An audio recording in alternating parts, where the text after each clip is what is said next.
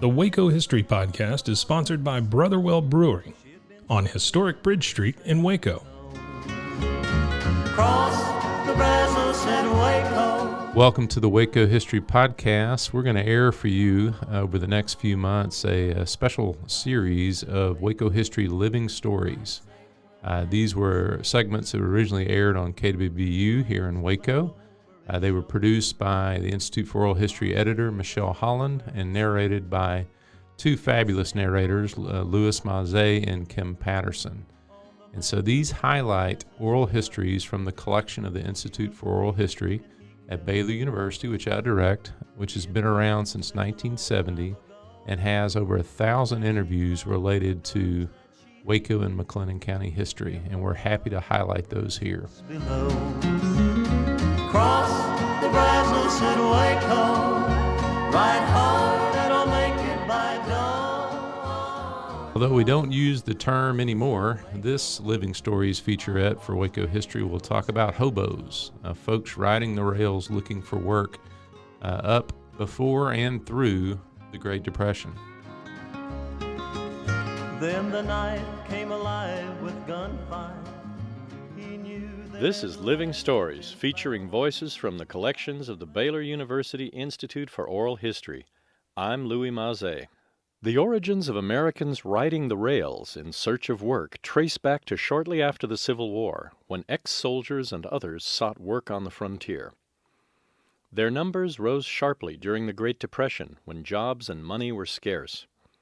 These hobos became common sights in transportation hubs like Waco. Charles and Ruth Armstrong, both longtime Waco residents, explained their impressions of hobos during the 30s. Most of them was good people. Mm-hmm. They was kind of like the homeless. They wasn't out hurting anybody. Mm-hmm. At that time, see, it wasn't anything unusual. I mean, everybody was in about the same boat. See, they called them hobos everybody was regardless. having a hard time. Mm-hmm. Some of them was hobos all they wanted to be, kind of like homeless. Mm-hmm. Some of them, and some of them was traveling south to get out of the cold or get them a job. Mr. Armstrong describes how hobos communicated with each other. And what they do, they'd venture off from the tracks down there and come to the neighborhood and come to your house and knock on the door and tell them going to so-and-so, catch a train down here and said, I need something to eat. And Mama never turned on by down. They'd go down as far as they could. And what they'd do, they'd mark, they'd have some chalk or an old chalk rock. They'd mark a spot on a house, you know, not on the house but on the curb, if they had a curb or sidewalk.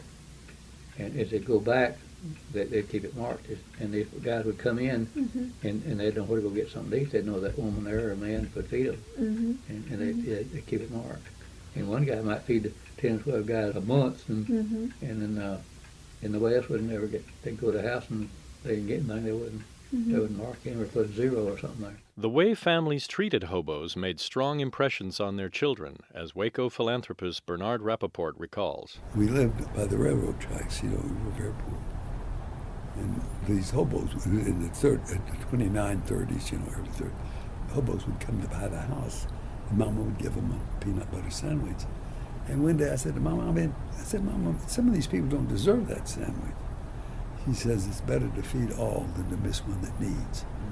Now, I mean, she imbued that kind of philosophy within me. And so if somebody needs help and I help them, and they fool me and I lose, that doesn't discourage me. I know that I think, well, the next guy won't do that. Although the railroad industry has dramatically changed since the 30s, with faster trains and fewer lines, hobos still exist, although the stringent security measures put in place after 9/11 nearly wiped out the practice.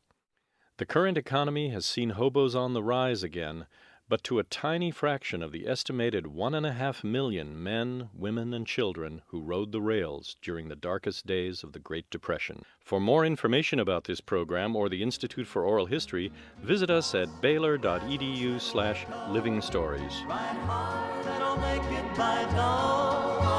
Thanks for listening to the Waco History Podcast. Like what you heard? Subscribe, rate, and review our show on iTunes so we can reach more listeners.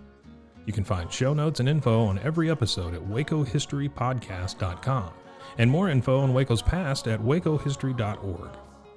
Our theme music, used with permission, is Cross the Brazos at Waco, performed by the late Billy Walker. For more info on Billy's music, go to billywalker.com.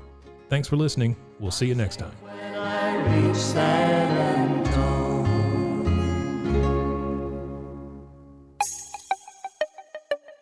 This has been a Rogue Media podcast.